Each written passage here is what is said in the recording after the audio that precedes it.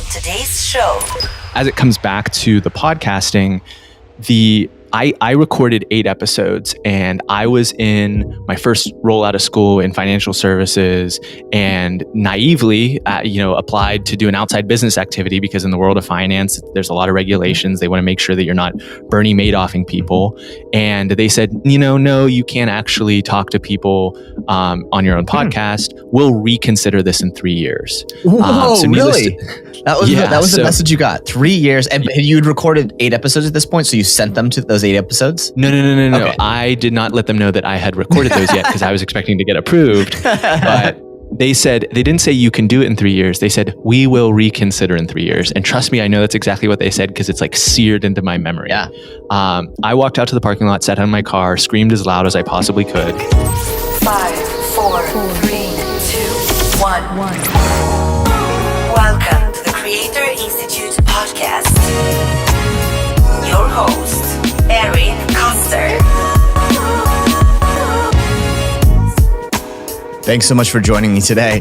We're going to talk to Aaron Watson, who is really just a force of nature in a lot of ways. And it's one of the more inspiring conversations, I think in particular, just to sort of see how it can be frustrating. It can be frustrating to be doing the normal thing and sort of put your toe in the water to try and create something like Aaron did when he said to his boss, hey, I've got this podcast. And in fact, he was told no. And I think that conversation with his boss sort of changed his entire trajectory. And he did wind up going on to quit to launch a podcast and has since turned it into an entire sort of portfolio with Piper Creative and a conference and all those sorts of things. And I think for a 23-year-old to be in that place where he felt stuck and to see how he could unstuck himself through the power of creating and learning is great. And in this episode, we're going to talk a lot about the idea of just starting. He's now hundreds of episodes into his podcast, but we talk about that first episode and why it wasn't some gigantic, massive success, but it got him better and it keeps getting him better every day. It's a fun conversation that I really did enjoy. And I think Aaron's someone that all of us, as we think about creating, can learn from. And I also found it funny when I talked to him a little bit about what he's going to create next, as you can hear in the library edition, where he basically said, listen, I've got to a point where I had to set my next set of goals because I could get in this place of creating new things all the time. So once I hit certain goals for the company, well, then my team is going to let me create something next. Aaron Watson, everyone, a fun conversation with a fun guy, and I hope you enjoy it. All right, Aaron Watson on the horn, my friend. I'm glad to get to hang out, and I was laughing to myself. This started with a LinkedIn video of yours that I saw and a text message to follow saying how much I liked it. And next thing you know, you and I are scheduling time to talk on the pod. So awesome to get to hang out today. It's my pleasure. It's an honor to be speaking with you, Eric. God, honor. Wow. This is going to be like really, really exciting then. If it's an honor, you just don't know what you're getting yourself into then. I'm ready to bring the noise. Let's go. That's right. So how is life? You and I were just talking beforehand, but it sounds like you're sort of in this like crazy frenetic place. Tell me kind of like, what does the day look like for you right now? Just to sort of like boot everyone up on what is the life of Aaron Watson. By the way, when people Google you, there's also, do you ever get mistaken? There's a country singer. Yeah, man. Yeah. So I was like, man, Aaron really is multi-talented, but you're not a country singer, I guess. It's not the same person. So funny story about that. I spoke to a small marketing mastermind group yesterday, and the one woman confessed that she got really excited when she saw who the speaker was going to be. And then when she found out that I was not the country singer, there was a degree of disappointment there. So hopefully no one, clicked onto this podcast hoping to hear from the country singer. But sorry to disappoint everyone. If that's the I'm going to tell people this one. If you like country, this is the episode to tune into. Yeah. And the absolute best part of that, before I'll get into answering the question of the day-to-day, but occasionally people will tag me on Twitter thinking they'll be like headed to the Aaron Watson concert, and they'll tag my my Twitter handle, and that's just some of the funnest, like low level, no like harm done trolling of just like love my fans, country music till I die. But it's obviously not me. We have some fun there. But you should get it. You might want to get into country music though, just as like to be like the other Aaron Watson now. Like just to be like yeah. There's definitely some parody satire opportunity there for sure that we could dig into. But basically, I'm someone that wears a lot of hats. It's kind of hard to really pin broken down. In basic form, I am the CEO and co-founder of a company called Piper Creative.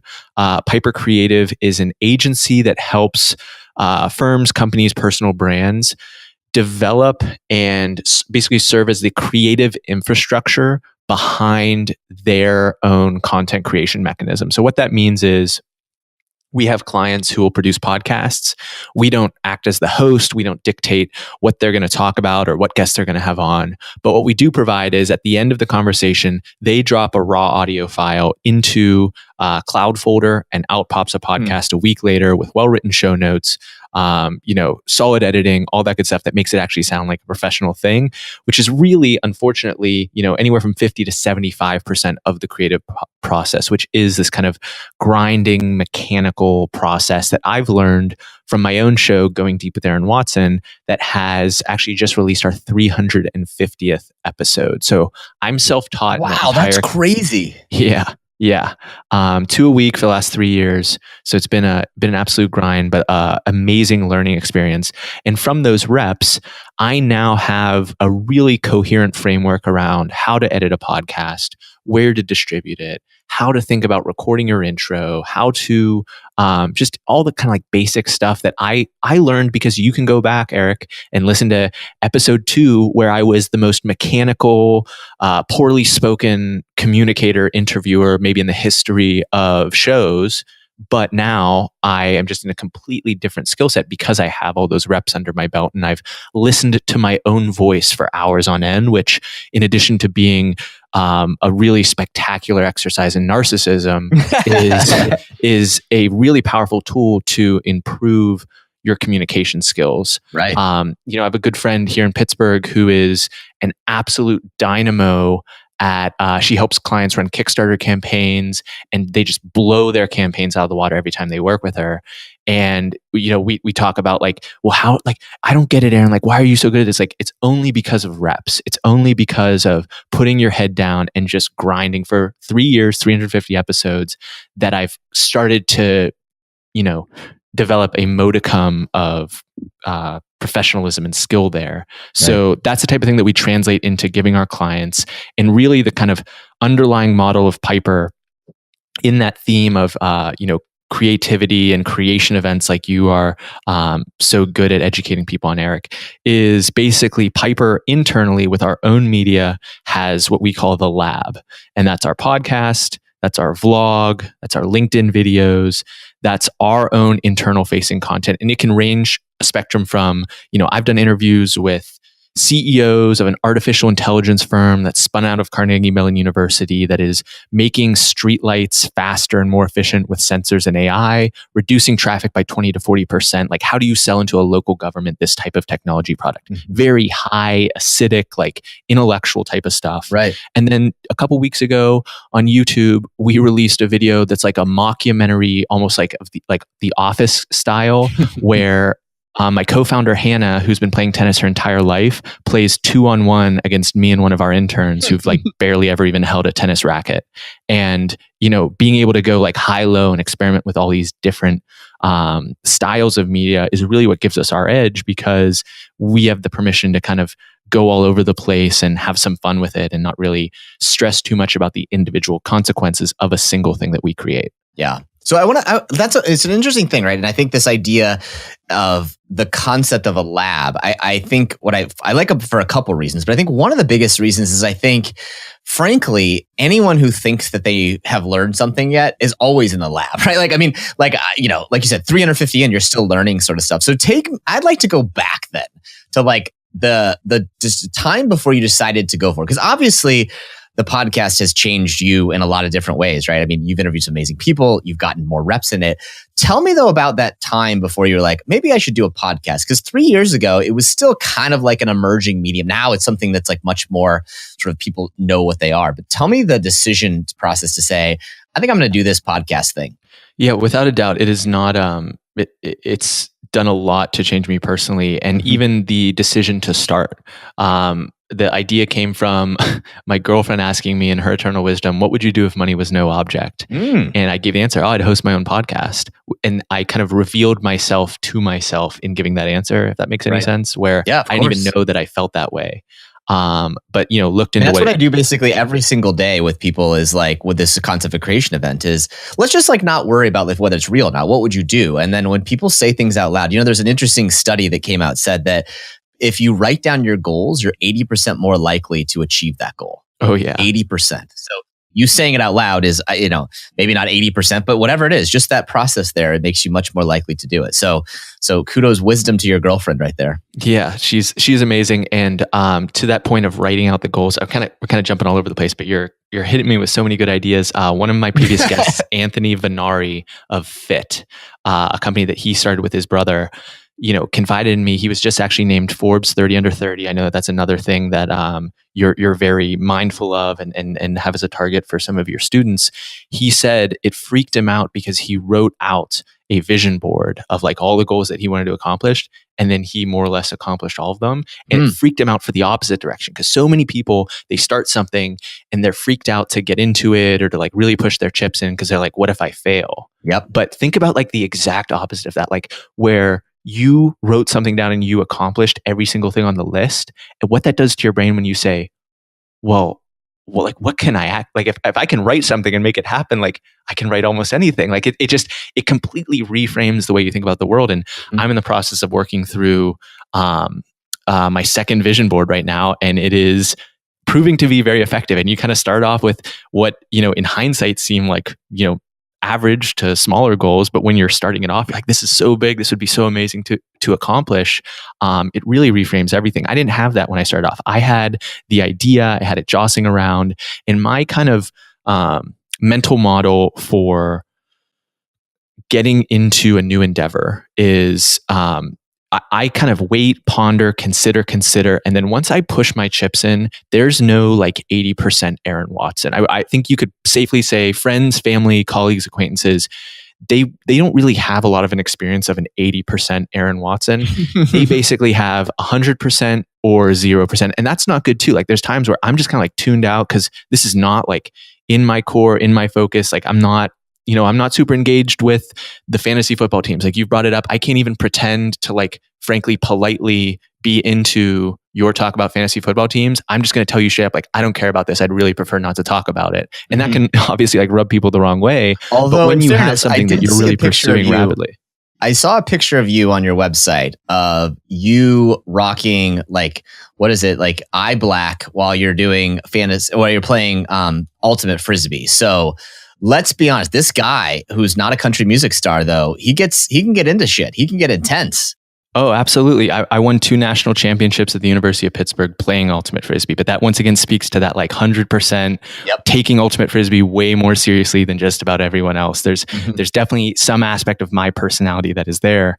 But as it comes back to the podcasting, I recorded 8 episodes, and I was in my first role out of school in financial services, and naively, applied to do an outside business activity because in the world of finance, there's a lot of regulations. They want to make sure that you're not Bernie Madoffing people. And they said, no, you can't actually talk to people on your own podcast. We'll reconsider this in 3 years. Whoa, really? That was the message you got. 3 years, and you'd recorded 8 episodes at this point, so you sent them to those 8 episodes? No. Okay. I did not let them know that I had recorded those yet because I was expecting to get approved. But they didn't say you can do it in 3 years. They said, we will reconsider in 3 years. And trust me, I know that's exactly what they said because it's like seared into my memory. Yeah. I walked out to the parking lot, sat in my car, screamed as loud as I possibly could. Then instead of just storming in and like, I don't know, flipping people off or something, I took the weekend to like calm down, be as professional and chill as I possibly could for someone who's 23 years old, and handed in my 2 weeks notice the next week because the whole kind of premise, the whole idea that had been bouncing around my head is to do something on my own, to follow my gut, to follow my instinct, to have the freedom to, run experiments effectively and try things out. Yeah. And so really, the other aspect of that is I didn't push publish that next week. I still sat on the episodes for, I think it was like 4 to 5 weeks. Really? And there's a multiple psychological factors with that. One is I was consuming podcasts all the time, like 2 to 3 hours per day. Barry Ritholtz, Tropical MBA, Joe Rogan, other Bill Simmons, a bunch of other names that would be very familiar to people that are into podcasts. Those are some of the bigger ones. And I knew how good those were. And what started me down the path was there were times where I'd say, I kind of wish they would have asked this question. I was actually curious about that and they didn't touch on it. Or I wonder why they don't have more people like this or like that. Like, why can't I find, I was into Ultimate Frisbee. Why can't I find a podcast with all the owners of the Ultimate Frisbee team, the professional Ultimate Frisbee teams in the AUDL? And so the podcast was in many ways like solving for that vacuum. Nature abhors a vacuum. I was ready to fill it. And the sitting on that content was partially, I know I'm going to, receive feedback or judgment positively or negatively upon doing this. There's plenty of people who don't like change. They don't like, seeing someone just reroute or change their path to some degree. And then even further, I knew that I wasn't as good as those shows. I knew that I wasn't as good of a host. I knew that my editing wasn't as good. I knew that I was making mistakes, but I couldn't just like, oh, well, this, and this is wrong. So let me like snap my fingers and fix it. Any skill building process is a process of many iterations as opposed to a process of flipping a switch one time and the light bulb just coming on. So there was a degree of sitting on that, but then what you start to realize as you create more content, as you take more risks. Piper was a bigger risk than the podcast. The podcast was a bigger risk than choosing to play Ultimate Frisbee, even in high school, instead of some of the sports that I'd been playing that were like supported by the school and weren't like a club sport that was associated with hippies and stoners and other things like that. So with all of those, what you start to realize is that when it comes to risk, we are just so confused as a culture, as a society, about like what risk actually is and what risk is worth being worried about. And there's so many small things where, riding a motorcycle without a helmet at 75, 80 miles per hour, that's a pretty dumb risk because one mistake, one fall, one, bad roll of the dice, and that could be it. That could be the end of you. But something like, trying a new format or being silly in a video where we're playing tennis and getting, beaten in 2-on-1, or any of these other things that really, if you take the time to just actually write out the pros and cons, write out the like worst case scenario associated with some of these environments, just are nowhere near as bad as they get built up in your mind. And really the result of that. So for example, like you think, well, I'm going to release this podcast and everyone's going to hate it. It's going to be so bad and so offensive that I'm, everyone just hates me. And that's tied to a deep-seated biological truth, which is for most of human history, if you were ostracized from your group, you were dead. We are animals that live in tribes. We are animals that are deeply, deeply reliant on our social fabric and our social network. And if you lose that, we don't actually have the means to survive in the way that like a single bear can in the wild because they've got claws and fur and all that other good stuff. So we need that collaboration. We need that to work together. So it makes sense that we would fear that. But where we get it twisted is it's actually really hard to do that. Like there's a reason that there's 7 billion of us now? I don't even know. Like there's so many. There's a reason we keep hanging around is because it's actually really hard to do that. And even if you might have a different taste, even if you might have a different focus or niche or interest, like Ultimate Frisbee, I found my tribe. There are people who I could, not that this is the goal, but like they would give me like I could sleep on their floor during a tournament in Seattle or in San Francisco or in the middle of Nebraska just because of our common bonds around Ultimate Frisbee. I had a tournament where it's like a fun tournament in central Ohio. And I had a Friday night semi-pro game with the Pittsburgh Thunderbirds. And 3 guys from the Chicago team that we were playing for the AUDL were going to that tournament the next night. I rode in a car with them to that tournament. I fell asleep in the back. Like, all the like scary media narratives of like what could have happened to you were so bad, but like you actually had a tribe because of that. And that's, we're getting a little micro here in terms of the example, but it really speaks to this misunderstanding of downside risk and misunderstanding of the things that are actually going to hurt us in the long run. Right. Like, I think there's a huge risk to not having a lab to experiment and have fun with. I see friends now, I'm 4 years out of school, maybe 5. Time is getting away from me, but I have these friends who are not in a similar state or down a similar path of, I'm going to be really creative and I'm so excited about what the next year can bring. And I'm, following my nose and following my gut, as opposed to a path that has been predetermined or prescribed to me. And I'm just kind of checking the boxes that someone else created. And you can just see, not in like a profound way, it's not like extinguishing a candle, but you can see the flames of creativity and excitement and belief and faith start to flicker a little bit. That's just like, that scares me way more than me putting out a video where I look like a doofus or I have a pimple on my face or something like that. Like all those things seem so small in comparison. And it's, part of the principle that Piper, my company, is founded on, is giving that latitude for not just me, not just Hannah, but everyone who comes into our organization, the latitude to have that opportunity to run the experiments and to be creative.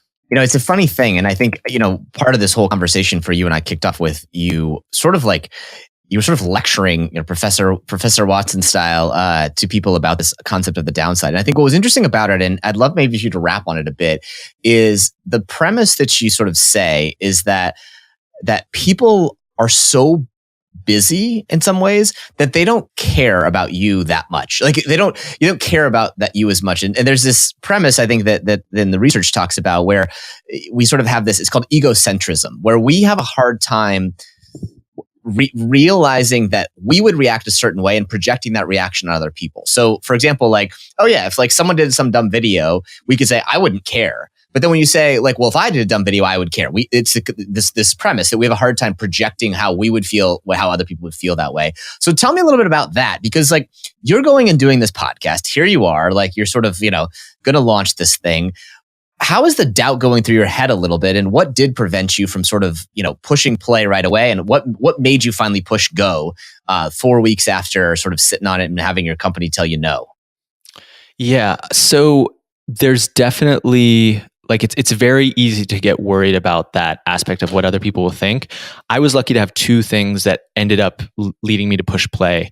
The one is a very good friend named Adam Harridan, who is one of the biggest naturalists and forager in North America. He can go out and identify any mushroom, tell you its Latin name, tell you its nutritional benefits, how it was used in ancient cultures. And he had been just kind of a couple of steps further along the journey in producing content, blog posts, videos than I was. It's just like, when are you going to actually do this? Like, you've been saying you're going to do it for 4 weeks now, like WTF, mate. And I had already decided that like I had to do it the next week, but that was like the last kind of nail in the coffin. And the other aspect of it was just kind of getting over that aspect of like, it's simultaneously super humbling and super freeing, which is that you are not particularly special. You do not matter to a particularly profound degree, but in that lack of significance in other people's lives, that is actually what frees you up to go run the experiments and to be different. Because, if everyone was hyper scrutinizing every other person's action, there just wouldn't be enough time in the day. But I mean, nothing would get done. It is in the fact that there's so many blind spots, there's so many inefficiencies, there's so many private moments where that experimentation can happen that is going to lead to all the excitement. So there's a little bit of like looking back on it and trying to kind of post hoc rationalize where the psychology was. But the other side of it is there's like, I was also blessed to have a mom who was like super, you can do anything, you can put your mind to it. And I had won 2 national championships. So like, and been the captain of the team. So I had this like high degree of efficacy that was, you have to find that in yourself. I think anyone can find that. I think there's a pathway to anyone doing that, but it's not always going to be the same. I was genuinely very lucky to have those 2 kind of like underlying, I don't know, like fire in the belly aspects of like, I can figure this out. Like I can make this happen. It just, some people, there's literally people, I'm in Facebook groups that are like the podcasting hangout group or something like that. And there's people like, so I've been sitting on this idea for a year and a half. And like, yeah, I don't say it in this way to like disparage them, because it's just, they have a different kind of concoction or equation of self-efficacy self-efficacy and self-belief to doubt or people in their lives that say something negative to them. And it's just like, dude, like, you're the only one counting. You're the only one counting that amount of time. You're the only one who's even, engaging with that idea. It's in pressing publish that you start to differentiate yourself and also start to get feedback. Like I knew that some certain things were wrong with those initial episodes. I didn't actually know everything that was wrong. There's a sense of like, this isn't quite right, but you don't know every single thing. And then I had someone tell me like after the 8th episode, it was like, that like one channel is just way that like the intro audio that you record and then like the interview audio that you record is just not at all level, right? Like you realize that? And I was like, no, crap. But I fixed it since then. Like there's all those subtle adjustments and subtle tweaks and iterations that you do that allow you to be really effective in the end. And I mean, that's the price everyone is paid to be exceptionally talented at anything. And I want to push on this other piece of this a bit is that, when you start this podcast 3 years ago, you're, a year out of school and, everyone sort of early in their career is told you got to network, you got to build your network, all that sort of stuff. You, in a lot of ways, what's been interesting when you observe from the outside is you've built a pretty badass network, to be honest, for someone who's in their mid 20s from the podcast. So talk to me a little bit about, because I hear this sort of concern of people is like, well, how in the world am I going to get, these really great people to ever want to talk to me? What has that been like for you? And how have you gotten over that sort of self-doubt, that little voice in the back of your mind that no one's going to want to talk to the non-country star Aaron Watson? Yeah. So, I have a little bit of basic sales training. And when I was previously in financial services, like you're selling financial products to frankly, plenty of people that don't really want it, aren't really interested. Selling someone on, hey, would you like to talk about yourself for 30 minutes and then have it distributed to a new audience of people? Like that's a much easier thing to pitch than a lot of the other products that are just out there. And there's a multitude of factors of getting these different characters to interact with you. There's all sorts of breakthroughs that I've had. I had one of the biggest finance bloggers in the world, Barry Ritholtz, on my show. I had the mayor of Pittsburgh. I recorded live with him in his office in the middle of the city. And a lot of this was just, stepping up to the plate and taking swings. I don't bat 350 for 350 in getting people on my show. The ratio is probably more like 1,500 to 350 for all the people that have just never even answered or politely declined or said not now. And it's in that discovery, like I'm much better at getting people on my show now for a multitude of reasons. I have the back catalog. I have the statistics, hundreds of thousands of people downloading the show, all these episodes. I can cite specific examples. So I got Tren Griffin, who wrote a really good book about entrepreneurship. He has a blog called 25 IQ, and he is friends with the Gates family early on in Microsoft and that whole community in Seattle. And I was able to go onto Twitter, see the call it 700 people that he follows. That's a rough estimate, and pick out 3 of the people that he follows on Twitter that I've previously had on my podcast because I had over 200 episodes at the time, and then in the invitation, in the message, say, by the way, I've had Morgan Housel, Barry Ritholtz, and Person X, Andy Ratcliffe from Wealthfront on my show to talk for a half hour. Would you be willing to do the same and talk about your book? He's in a point in his career arc where he's looking to get his name out there because he has a new book to sell. So it kind of all lines up. And those are like the subtle things that you start to piece apart and understand as you try and get more and more people on the show. How do you indicate that you're legit, that you're not just going to be a waste of their time and not share their story with anyone of significance? How do you signal that you have some fluency in their domain of expertise? Oh, I've interviewed these 4 people that are kind of like you, kind of have a similar bent that you might already respect for whatever reason. It's not going to be a waste of your time. I say right at the end, this is not going to take more than an hour of your time. We'll be in and out. We'll be super efficient. All these subtle ways, knowing that he had the book, so it was like a perfect time to get on his radar for the show. Because he would be more open to that type of media appearance. All those things kind of are this blend that is hard to piece apart away from experience. Listening to an episode like this, like I'm sure your students are doing, is a taste, is a piece of it, but you just get better and better at it the more you rep it out. Yeah, that's funny. It's I think perhaps the thing that I think is the best part of all of this, going back to the sort of we overestimate the downside, is 1,500 and you get 350. Now, what a lot of people will think about is like, well, what if they say no? Well, it turns out that most people don't actually even say no. They just say like nothing, or they say not right now, but no one posts on I'm guessing of those, we'll call it the 1,500, whatever it is, of the 1,200 that sort of haven't been on your show. How many of those have gone on Twitter and ranted against you or trolled you or those sorts of things? I literally don't know if any of them have. Nothing is popping out right now. Yeah.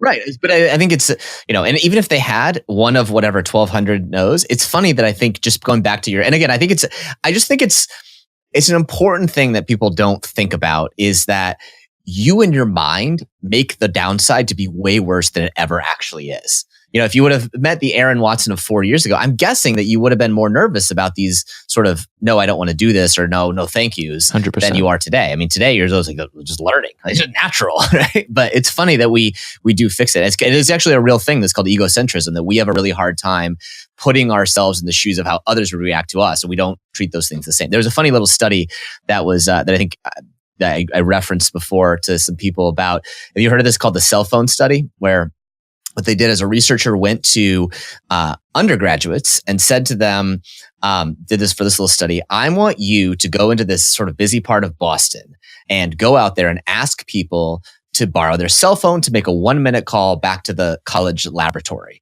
And ask people before they did that one, how many people do you think you're going to have to talk to in order to get 3 of them to say yes and let you do a 1-minute call? So any guesses about what the average number of people guessed that they would need to do, they would ask? I'd guess that they guessed high, so 30.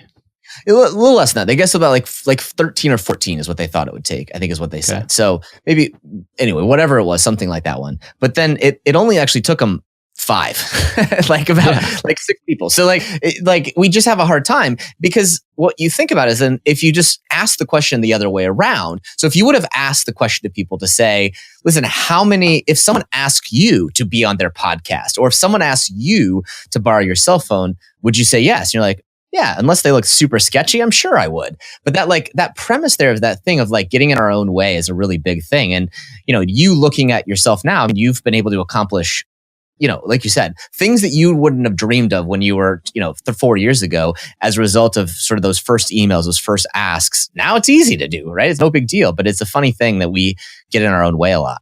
100%. And I also think there's value. I love the point of just getting really in touch with like what the actual base rates are of these type of decisions and how you can kind of skew that with your own psychological head trash. But even in terms of embracing the negative side of, being really excited to have someone on your podcast and them saying no or not getting back to you, that's still a win. Like all of it can be a win if you have the right psychological setup. And this is just another thing that I've had to evolve on. But I recently, episode 336 of my podcast is with a guy named Ian Rosenberger. Ian was on Survivor way back in the day. He now has a company called Thread International that takes garbage in Haiti, where the earthquake was, and turns it into not just fabric, but they have backpacks, and they're going to have a whole line of cool stuff coming up in 2019. I asked him to be on my podcast after episode 12. I interviewed one of the VCs who's invested in his company. Episode 12, Eric. I was following up and they said, no, not right now. He's too busy. Then it was like a year later. Oh no, do you want to talk to someone else in the organization? No, I want to talk to Ian. This is his brainchild. This is his vision. I need to talk to this guy. I finally got on the show, and it's one of my most listened to episodes because that was part of the way I sold it to my audience and to the people, like the peripheral people who don't listen to every podcast because they're busy. I told them this is one that really means something to me. And the opening question of the conversation was, hey, Ian, I tried to get you on this podcast more than 2.5 years ago. I've followed up every 6, 8, 10 months or whatever. And it is one of just sitting here in this beautiful office with these beautiful pictures that Hannah's taking is one of the, in my short professional career, one of my favorite accomplishments to even sit down with you and have this conversation. Right. You tell me about a time you've had to be professionally persistent. And immediately, one of the things you're trying to do as an interviewer is immediately get somewhere deep, get somewhere meaningful. Don't just kind of brush over the superficial and really take a conversation to an interesting place. We got there on the first question. Right. And I couldn't have gotten there on the first question 2.5 years ago. I wasn't skilled enough as an interviewer. I didn't know enough about the Pittsburgh scene and VC and all these other aspects that make this tremendously interesting company and entrepreneur what he is today. And it was a massive win that I got to ask that question at the beginning. So it's reframing everything to there's a positive light to it. There's a silver lining at the very least to all of these recent developments. And I want to push on that one more. The other sort of pushback that I hear from people who are nervous about doing a podcast or a video show is, well, I don't want this to be permanently out there and reflect poorly on me. So to get sort of like, again, tactical, how many times have you had to pull down an episode after the fact because you got negative feedback on it or whatever those things, right? As you said at the start, you're no Joe Rogan, you're learning these sorts of things. But look back on it. Is there things that you've had to 350 episodes in, you look back on them now and someone has said to you, hey, you got to take this down, or that you've been so embarrassed by it that you've taken it down? So there's one, but I'll talk about that in a second. But yeah, the bad ones actually help me with what I'm doing now with Piper, in that I can hold up, one of my first episodes versus the recent one with Ian or one of my other ones that's much, much better. And I can put that to a potential client and say, listen to the one, listen to the other. Mm-hmm. Do you want to work with the guy who produced this one, episode 336, or do you want to try to figure it out and sound like episode 2? Right. That's your choice. That's what I'm offering. There's my value right growth. there. If you can't see it, growth.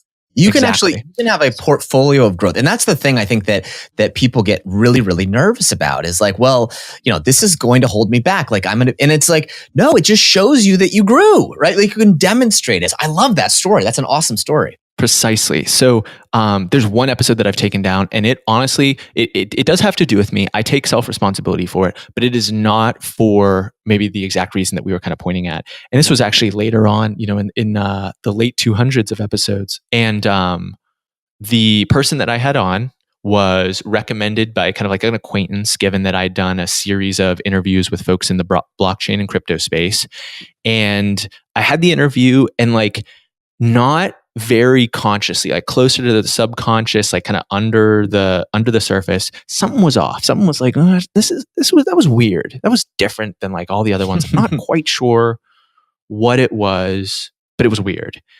And I got someone filled out the contact form on my website a few weeks after the episode went up, and basically explained, like we got on a call and I talked to him for more than an hour. And he basically explained how like this guy has defrauded a large number of people. He is not a good person. He is not ethical. And there's like several aspects of this conversation where he's just straight up lying to you. And, I just thought you should know that, because the guy didn't say it like in any way coming at me. He was like, please don't go into business with this guy. As a decent human being, I'm coming to you just saying like, it's a bad idea. Right. And so there were like some maybe breadcrumbs of that happening that were obviously cut off, but that wasn't really going in that direction. But that's the only one that I've ever taken down. It's the type of thing where like legally, I don't know if like saying the name and like how much of that is substantiated or not, but to wash my hands, I backed away from that. But outside of that, like it's all a learning process. There are episodes that are good. There are episodes that are bad. There's ones where I put my foot in my mouth and like the guest corrects me. And there's ones where I'm dropping knowledge bombs and like coaching up the guest as we go, because, maybe they don't have as fully formed of a philosophy on what they're doing as could be. And I mean, that's all par for the course. It's all just, I'm a believer that, we kind of set this belief of, needing to be perfect. And like people say like, well, social media is all about PRing yourself. And we're so worried about every single thing that we put out. It's like, I'm happy to put out the silly and the mistakes and the other kind of more human element of who it is that I am, because I mean, that's what's going to make people trust me in the long run. Right. It's not going to be promising the moon and, suggesting or selling perfection. It's going to be like, look, I'm above average at a few things, and I think I can help you here, and let's go for a ride. So the other thing that I love about one of the questions that I get a lot is, you obviously had your creation event from the podcast. And we talked about that when we very first met, that this was a kind of your lateral inflection point, which is kind of what these creation event concepts are. And then one of the things that happened from that is it leads to these sort of next creation events. And for you, the podcast sort of has led into this Going Deep Summit. Tell me a little bit about how that has happened. Kind of in some ways, is this now kind of the second type of creation event where you're doing this sort of event conference sort of style? How did that kind of lead from the podcast? Yeah. So January 2018, I hosted my first event called the Going Deep Summit. And in the preceding 2 years, I'd been to events like Next Gen Summit, South by Southwest, Advertising Week in New York, DLD, it's like Digital Life Design, something like that. And a couple other events, and started to, in the same way that like the first time you talk to an entrepreneur or the first time I talked to like a venture capitalist, I didn't know what venture capital was. Like I was asking the most basic, like level 101 or even less than that questions. But when I, after experience, like you start to ask some more 202 second order questions, I was starting to process these events as like, okay, so how's the business of this work? Where are they making their money? How are they making these connections? Why is this valuable? I like going to these type of events. I'm on the extroverted side of the spectrum. So I'm, big crazy room, strangers everywhere. Like I'm pretty comfortable cutting it up and everything. But, I would love to bring something like this to Pittsburgh. There's Thrival, there's Demo Day from one of the local incubators here, but there aren't really that many events like this. And I kind of get the sense that like, I'm not the only person with that kind of taste, with that kind of like, I like this type of stuff. So I basically developed the Going Deep Summit to serve almost, it's more than this, but very similar to a TEDx style event. Not that there's anything wrong with TED and they've produced some absolutely amazing content, but the TEDx model of kind of sub-licensing this brand, and just by the nature of having these different regional coordinators who aren't completely invested and might have 10 other projects that they're working on, just naturally leads to the watering down of a brand versus something like the Going Deep Summit, which I've got all the skin in the game in. I've got soul in the game. Was the host, was the primary promoter. It was my bottom line. I put up the first $1,000 for the venue, all that stuff. I had to make it work. And, it was the type of thing where the 9 speakers were all previous guests on the show. They were 9 of the most impressive people that had been on the show over the course of 200 plus episodes. And I knew that they could deliver. I just had to kind of provide the platform and the infrastructure and the, put it in the box and package it. And we had 181 people show up, which was just staggering. Wow. It was all based off of my podcast audience, my newsletter, which my email newsletter list, which is not particularly large, and less than $1,000 in Facebook ads. And with that, we got 181 people in the building. It was profitable. I think I made nothing crazy, like $4,000 or $5,000 off of the event. We had a few sponsors, but it was just like the sense of I can make this happen. I have the like self-efficacy to do this would not have been possible without doing the podcast. And now, like I was actually talking about this today, our next one is going to be in March. And I think like the capacity of the building is like 240, 245 people. I genuinely think I messed up by like aiming too low with the second one, which there's a whole strategy to like why that'll totally work out in the end. But, the efficacy, like, can I hit 240, 245 this year? Abso-freaking-lutely. I did 181 my first year. Like right. It all builds on itself, and it's all this like slow, gentle compounding that is going to get crazy exciting here in a couple of years. It's amazing. And I think it's one of those things that from the guy who was screaming out loud in his car when told no to pack in a room, and I think it's one of those sort of the important lesson a little bit is that these inflection points are things that you can manufacture, which you have. But I think it's also that like some people sort of think that it's like magic, right? Like suddenly like you just magically good stuff happened to you, but you did a lot of episodes, you to build to your next creation event that sort of has inflected you in that way. And I think I tell people that one of the most magical things for me is seeing a creator do something, do their podcast and then decide I want to do a book after that, or, do a book and then decide they want to do an event. Because I think once you realize the power of these things, you're like, listen, I'm willing to do it because I know that there's a lot of benefit that'll help it to others as well as to me at the same time from making those investments. So I think it's neat to see for sure. And in that same vein of like us not understanding risk, there's also just the lack of human ability to understand compounding and like the way growth happens. Because the other aspect of this, and I was on another show where we kind of talked about this a little bit, which was, if you measured out all the hours that I spent to make the first Going Deep Summit happen, and then that $4,000 to $5,000 resulting profit, that is like way, way, way below minimum wage. Like that is not at all a like great trade in a vacuum. There are 10,000 other things I could have done that would have, if the bottom line was money and the bottom line was that ROI that I could have done. But the only reason I can just very like it's not like even making my hand shake or anything to say we're going to have 240 people there next year is because of that 181. And we pre-sold tickets. So the last thing I said at the event, I was, thanking the last speaker, signing off. And I said, by the way, the next one's going to be March 23rd, 2019. I didn't have anything else. I didn't have a speaker. I didn't have anything else like locked down. It was like, that's when it's going to be. Mark your freaking calendars. And by the way, I've got early bird tickets, blind faith tickets for the next month. And then I'm raising the prices on it. And I think in the first 2 months, I sold 31 tickets in that month immediately after the event, just off of people who like, that was awesome. I'm down for round 2. And then to compare that, I think the first time in the first 2 months after I announced it in August, it was going to be in January. So from August through October, I think I sold 11 total tickets.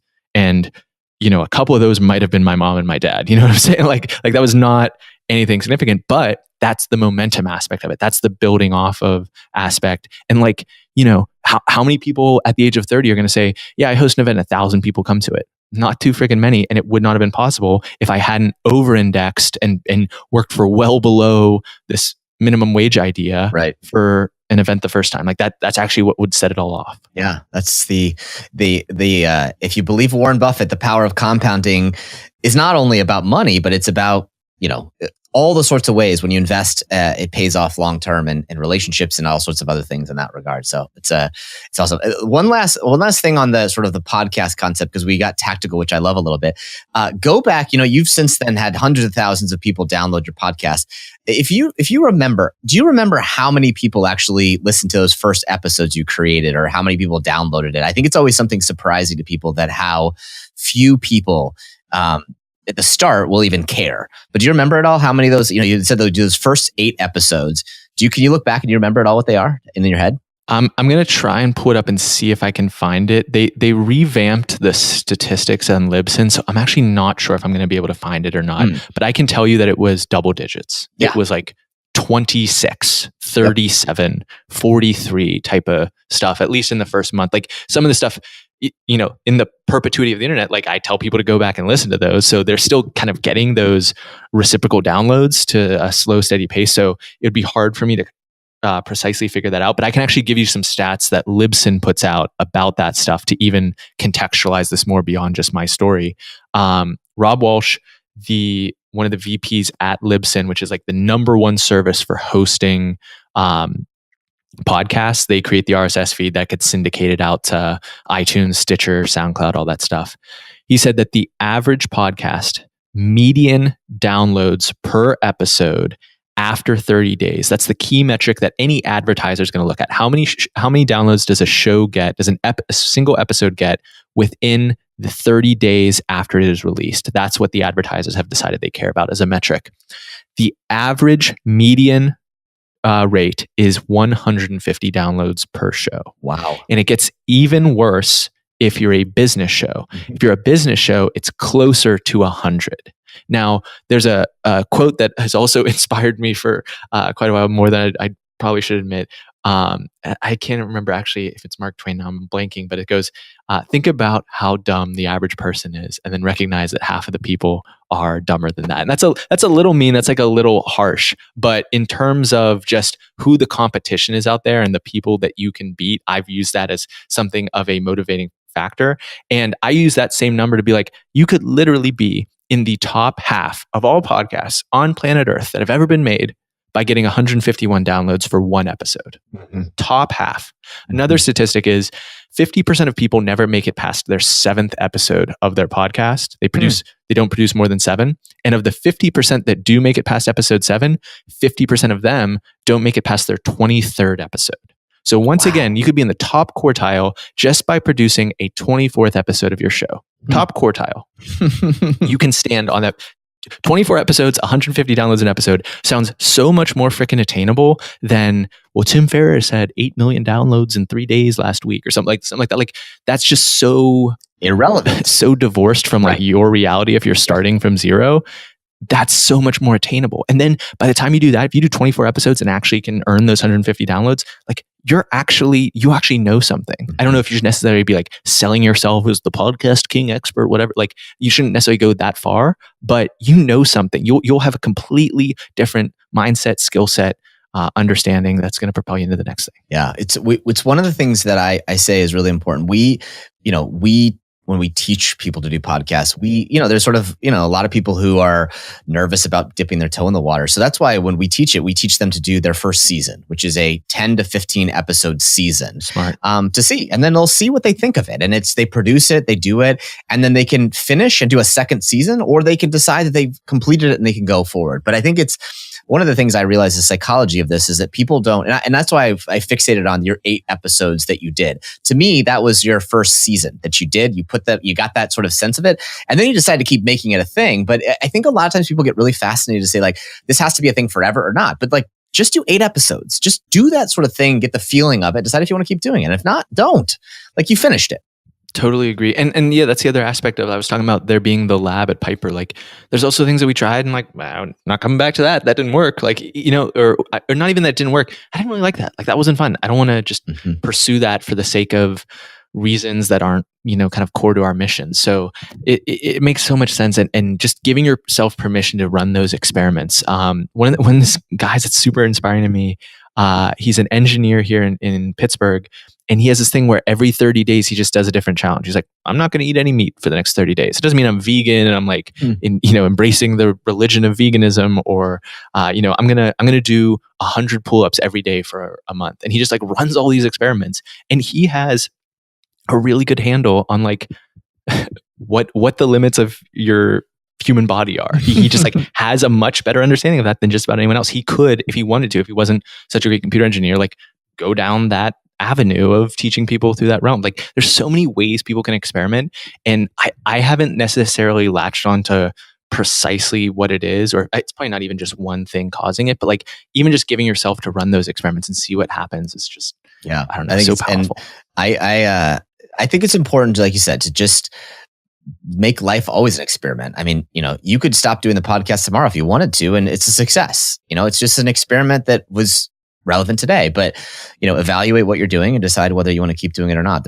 You've succeeded in the fact that you've passed your original thresholds for it, and if it keeps providing value, keep providing value. So I love it. 100%. Well, this is super helpful. I think it's I think what's so neat about what you've shared here is that people sort of, again, may look at you today and say, gosh, this guy, 350 podcasts, he's like a podcast guy. Like, I can't ever be like him. And yet, like you said, 8 episodes that you did on a whim and almost never saw the light of day, were it not for a couple lucky things. And, from that kind of momentum and better and progress and growth. And here you are 4 years later, probably have packaged 20 years of potential growth into a short window from doing a bunch of things. So it's awesome story. And I'm glad to get to share it with you.